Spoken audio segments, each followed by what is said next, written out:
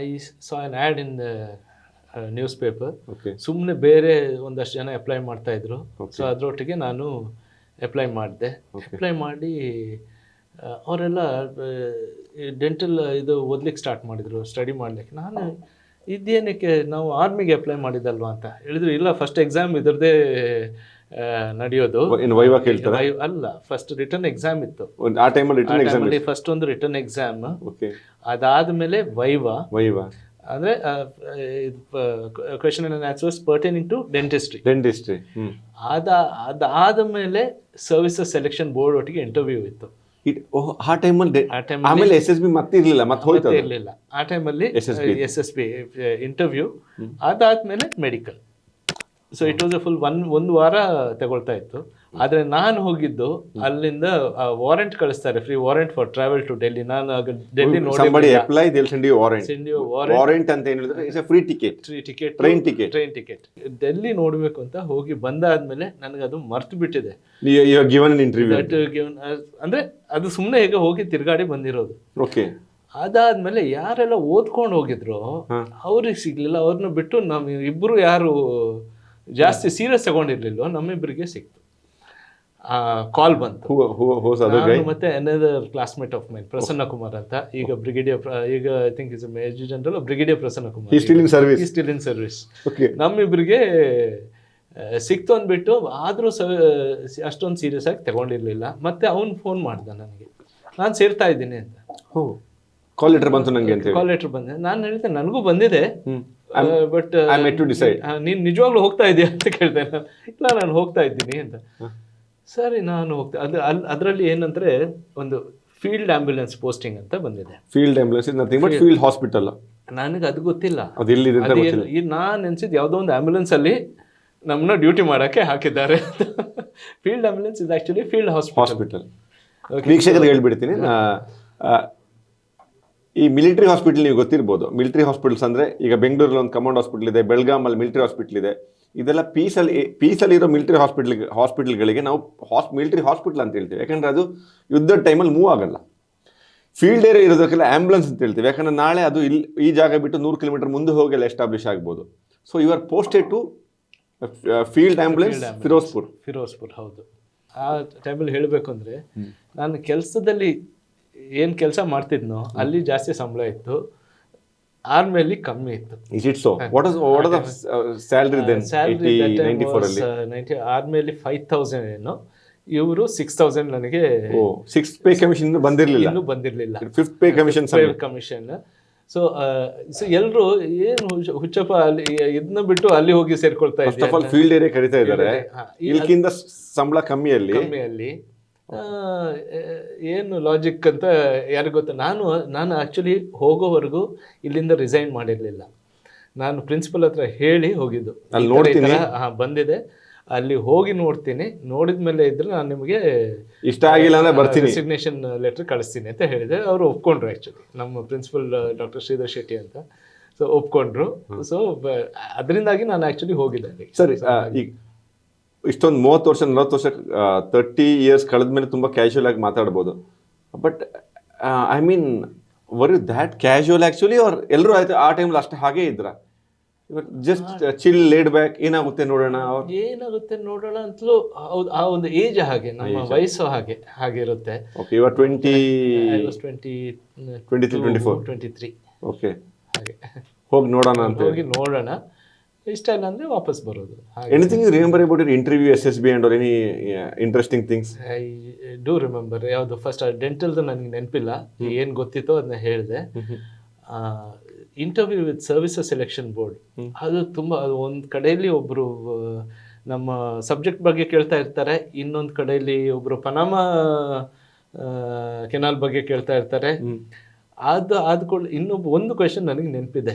ಆ ಟೈಮಲ್ಲಿ Brian Lara hit 375 not out ಏನೋ ಆಂಟಿಗುವಾದಲ್ಲಿ, ಇಂಗ್ಲೆಂಡ್ ಮೇಲೆ. ಅದೇ ಟೈಮಲ್ಲಿ around. Okay, you is the highest scorer ಅಂತ ಅವ್ರು ನೆನ್ಸ್ಕೊಂಡು ನಾನು ಗ್ಯಾರಿ ಸೋಬರ್ಸ್ ಅಂತ ಹೇಳ್ತೀನಿ ಅಂತ. ಅದಕ್ಕಿಂತ ಮುಂಚೆ it was Sobers Garry Sobers against Pakistan. Brian Lara ಅಂತ, ಓ ಅದು ಗೊತ್ತಿದ್ಯಾ ನಿನಗೆ? ಮತ್ತೆ ಬ್ರಯನ್ ಲಾರೆನ್ ಬಗ್ಗೆ ಕೇಳಿಕ್ ಸ್ಟಾರ್ಟ್ ಮಾಡಿದ್ರು. ಅಲ್ಲಿಗೆ ನನಗೆ ರಿಲ್ಯಾಕ್ಸ್ ಆಗೋಯ್ತು. ಸಬ್ಜೆಕ್ಟ್, ಈ ಸಬ್ಜೆಕ್ಟ್ ನನಗೆ ಗೊತ್ತಿದೆ. Brian Lara better than dentistry, so they can't defeat you there ಅಂತ ಗೊತ್ತಾಯ್ತು ನಿಮಗೆ. Interesting. One more thing sir, people who play team sports ಅಲ್ವಾ, they obviously end up doing well in the army and all. Did you have any playing team sports in the college days? Any? Cricket ಆಡ್ತಾ ಇದ್ದೆ. ಬೇರೆ games volleyball ಅಷ್ಟೆಲ್ಲ ನಮ್ಮ ಕಾಲೇಜಲ್ಲಿ ಆಡ್ತಾ ಇರಲಿಲ್ಲ. So cricket ಒಂದು, ಮತ್ತೆ ಅದಕ್ಕಿಂತ ಮುಂಚೆ 10ನೇ ಕ್ಲಾಸ್ವರೆಗೆ ಹಾಕಿ ಅಂದರೆ ಕೊಡಗಲ್ಲಿ ಎಲ್ಲರೂ ಹಾಕಿ ಆಡ್ತಾರೆ. ಸೊ 10ನೇ ತರಗತಿವರೆಗೆ ಹಾಕಿ ತುಂಬ ಆಡ್ತಾ ಇದ್ದೆ. ಓಕೆ. ಸೊ ಹಾಗೆ usually it was team games. ಶೆಟ್ರೆ, ನಿಮ್ಮ ಜೊತೆ ಮಾತಾಡೋಕೆ ಒಂದು ಕಂಫರ್ಟ್ ಏನು ಗೊತ್ತಾ ನನಗೆ? See you did your, we have an age difference, ನೋಡಿದ್ರೆ ಗೊತ್ತಾಗಲ್ಲ ಒಂದು, because your maintenance excellent well till 50 ತುಂಬ ಚೆನ್ನಾಗಿ ಮೇಂಟೈನ್ ಮಾಡಿದ್ದೀರಾ. ಬಟ್ ದೆನ್ ನಾನು ಎಷ್ಟೊಂದು ಸತಿ ಮಾತಾಡುವಾಗ ಕೂಡ ನಿಮಗೆ ನೀವು ಆ ಏಜ್ ಆಗಿದೆ, ನೀವು 80sಲ್ಲಿ ಮಂಗಳೂರಲ್ಲಿ ಇದು ಅಂತ ಅನ್ಸಲ್ಲ. ಆ ಟೈಮಲ್ಲಿ ಹೀಗೆ ಇದ್ದೀರಾ? ಕಾಲೇಜ್ ಡೇಸಲ್ಲೂ ಹೀಗೆ ಇದ್ದೀರಾ? Your attitude towards life, the positiveness ಎಲ್ಲ? ಪಾಸಿಟಿವ್ನೆಸ್ ಇತ್ತು ಅಂತ ಅನ್ಸುತ್ತೆ ನನಗೆ. ಬೇರೆಯವ್ರು ಹೇಳಬೇಕು, ನನಗೆ ನಿಜವಾಗ್ಲೂ ಗೊತ್ತಿಲ್ಲ. ಬಟ್ ಹೇಗಂದ್ರೆ ವಿ ಟುಕ್ ಲೈಫ್ ಆಸ್ ಹೇಗೆ ಒಂದು ದಿನದಿಂದ ದಿನಕ್ಕೆ ಖುಷಿಯಲ್ಲಿ ಇರ್ತಾ ಇದ್ವಿ. ಎಷ್ಟು ಇದಿದ್ರು. ಈ ಡೆಂಟಲ್ ಕಾಲೇಜ್ ಲೈಫ್ ಹೇಗಿರ್ತಿತ್ತು ಆ ಟೈಮಲ್ಲಿ? ಬಿಕಾಸ್ ನಾವು I teach in a medical college, so I know the culture and ನಿಮ್ಮ ಟೈಮಲ್ಲಿ ಹೆಂಗಿತ್ತು? ಭಯ, ಫ್ಯಾಕಲ್ಟಿ ಅಂದರೆ ಭಯ, ಅದೆಲ್ಲ ಹೇಗಿತ್ತು? ಫ್ಯಾಕಲ್ಟಿ ಅಂದರೆ ಆ್ಯಕ್ಚುಲಿ ನಮ್ಮದು ಆ ಕಾಲೇಜ್ ಸ್ಟಾರ್ಟ್ ಆಗುವಾಗ ನಮ್ಮ ಬ್ಯಾಚ್ ಬರೋವರೆಗೂ ಒಂದು ಬಿಲ್ಡಿಂಗಲ್ಲಿ ಇತ್ತು. Entire college. ಈಗ ಅದು ತುಂಬ ದೊಡ್ಡದಾಗಿದೆ, ಚೆನ್ನಾಗಿ ಆಗಿದೆ. ಆ ಟೈಮಲ್ಲಿ ಮಾತ್ರ ನಮ್ಮದು ಸ್ಟಾಫ್ ಅವ್ರು ತುಂಬ ಡೆಡಿಕೇಟೆಡ್ ಆಗಿ ಕಲಿಸ್ತಾ ಇದ್ರು. ತುಂಬ ಆ್ಯಂಡ್ ನಮ್ಮ ಪ್ರಿನ್ಸಿಪಲ್ರು ತುಂಬ ಸ್ಟ್ರಿಕ್ಟ್. ಹೇಗೆ ಅಂದರೆ ಅವರು ಸ್ಕೂಲ್ ಥರ ನಡೆಸ್ತಾ ಇದ್ರು. ಹೊಡೆದಿದ್ದು ಇದೆ. ಡಾಕ್ಟರ್ ಎನ್ ಶ್ರೀಧರ್ ಶೆಟ್ಟಿ ಅಂತ ಬಾರಿಸ್ತಿದ್ದು ಇದೆ. ಅಂದ್ರೆ ಈಗೆಲ್ಲ ಅದು ಮಾಡಿದ್ರೆ ಬೇರೆನೇ ಲೆವೆಲ್ ಅದು. ಆ ಟೈಮಲ್ಲಿ ಅದೆಲ್ಲ, but he meant good. South ಇಂಡಿಯಾದವ್ರಿಗೆ ತುಂಬ ಜನರಿಗೆ ನಮ್ಮ ವೆದರು ನಮ್ಮ ಎಷ್ಟು ಚೆನ್ನಾಗಿದೆ ಅಂತ ಗೊತ್ತಾಗೋದು ನಾರ್ತ್ ಇಂಡಿಯಾ ಸಮ್ಮರ್ ಮತ್ತೆ ವಿಂಟರ್ ನೋಡಿದಾಗ. When did you land in Ferozepur? 27th November 94. Day of commissioning? 28th November. Same. This will be remembered by all. Even today remember. ಎಲ್ಲ ಕಡೆ ಬರ್ದು date of commissioning, date of discharge, date of birth ಮರ್ತೋಗ್ಬೋದು, date of commissioning ಮರ್ತೋಗಲ್ಲ. ಎಲ್ಲಿ ಹೆಂಗೆ ಯಾರು receive ಮಾಡಿದ್ರು ಯೂನಿಟಲ್ಲಿ ಫಸ್ಟ್ ಡೇ? ತುಂಬಾ ಇಂಟ್ರೆಸ್ಟಿಂಗ್ ಅಲ್ಲ ಇದು? ಫಸ್ಟ್ ಡೇನೇ ನಂದು ತುಂಬಾ ಇಂಟ್ರೆಸ್ಟಿಂಗ್. ಅಲ್ಲಿ ನಾನು ಹೋಗ್ಬಿಟ್ಟು ಅಲ್ಲಿ, ಅದು railway station last stop Firozpur. ಅದು ಬಿಟ್ರೆ ಯೂಶುವಲಿ ಆ ಟ್ರೈನ್ ಹೋಗ್ತಾ ಇದ್ದಿದ್ದು ಲಾಹೋರ್ಗೆ. ಪಂಜಾಬ್ ಮೇಲ್ ಅಂದ್ರೆ ಮುಂಚೆ ಲಾಹೋರ್ಗೆ. ಸೊ ಇದು ಬಾರ್ಡರ್ ಅಲ್ಲೇ ಇರೋದ್ರಿಂದ ಅದೇ ಲಾಸ್ಟ್ ಸ್ಟಾಪ್. ಓಕೆ. ಸೊ ನಾನು ಒಬ್ಬನೇ ಇಡೀ ಬೋಗಿಯಲ್ಲಿ ಅಲ್ಲಿ ರೀಚ್ ಆಗುವಾಗ ಫಿರೋಜ್ಪುರ್ ಅರ್ಲಿ ಮಾರ್ನಿಂಗ್ ಇಳಿದು ಬಂದ್ರೆ ರೈಲ್ವೆ ಸ್ಟೇಷನಲ್ಲೂ ಯಾರಿಲ್ಲ. ಯಾರು ಅನೌನ್ಸ್ ಮಾಡಿಸ್ತಾ ಇದ್ದಾರೆ, ಲೆಫ್ಟಿನೆಂಟ್ ಸೇತಿ ಅಂತ. ಪಂಜಾಬಿ ನೇಮ್.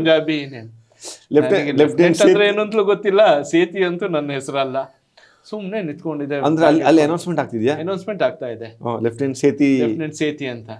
ನಿಮಗೆ ನೀವು ಲೆಫ್ಟಿನೆಂಟ್ ನೀವು ನಮ್ಮ ಟೈಮಲ್ಲಿ ನಾವು ಕ್ಯಾಪ್ಟನ್ ಕಮಿಷನ್ ಆಗ್ತಿದ್ದು.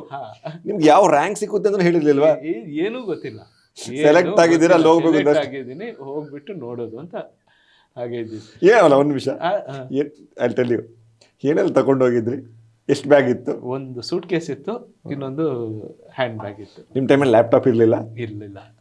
ಫೋನ್ ಇರಲಿಲ್ಲ, ಮೊಬೈಲ್ ಇರಲಿಲ್ಲ, ಏನಿಲ್ಲ. ಆಧಾರ್ ಕಾರ್ಡು ಇರಲಿಲ್ಲ, ಏನಿತ್ತು? ಮತ್ತೆ ಚಡ್ಡಿ, ಶರ್ಟು, ಪ್ಯಾಂಟು, ಒಳ್ಳೆ ಶರ್ಟ್ ಪ್ಯಾಂಟು ಒಂದಿತ್ತು. ಮತ್ತೆ ಮತ್ತೆ ಅವ್ರು ಹೇಳಿದ್ರು ಅಲ್ಲಿಂದ, ಸರ್ ನಮಗೆ ಯೂನಿಟ್ ಇಂದ ಡಿಒ ಲೆಟರ್ ಬರ್ತಿತ್ತು, ಕಮಾಂಡಿಂಗ್ ಆಫೀಸರ್ ಇಂದ, you have been selected, you are going to commission, ನಮ್ಮ ಊರು ಹಿಂಗೆ, ವೆದರ್ ಹಿಂಗೆ, this is the season, bring this close ಅಂತೆಲ್ಲ ಒಂದು ಲೆಟರ್ ಬರ್ತಿತ್ತು. ನಾನು 2009 ವಿಚಾರ ಹೇಳೋದು, 20 ವರ್ಷ ಹಿಂದಿನ ವಿಚಾರ ಅಲ್ಲ, 15 ವರ್ಷ ಹಿಂದಿನ ವಿಚಾರ. ನಿಮಗೆ ಯೂನಿಟ್ ಇಂದ ಲೆಟರೇ ಬಂದಿಲ್ವಾ? ಲೆಟರ್ ಬಂದಿಲ್ಲ. ನೀವು ಬರ್ತೀರೋದು ಅವ್ರಿಗೆ ಗೊತ್ತಿತ್ತಾ? ಬರ್ತೀನಿ ಅಂತ ನಾವು ಟೆಲಿಗ್ರಾಮ್ ಈ ಇದಕ್ಕೆ ಕಳಿಸಿ ಅಂತ ಹೇಳಿದ್ರು ನಮಗೆ, ಈ ಯೂನಿಟ್ಗೆ.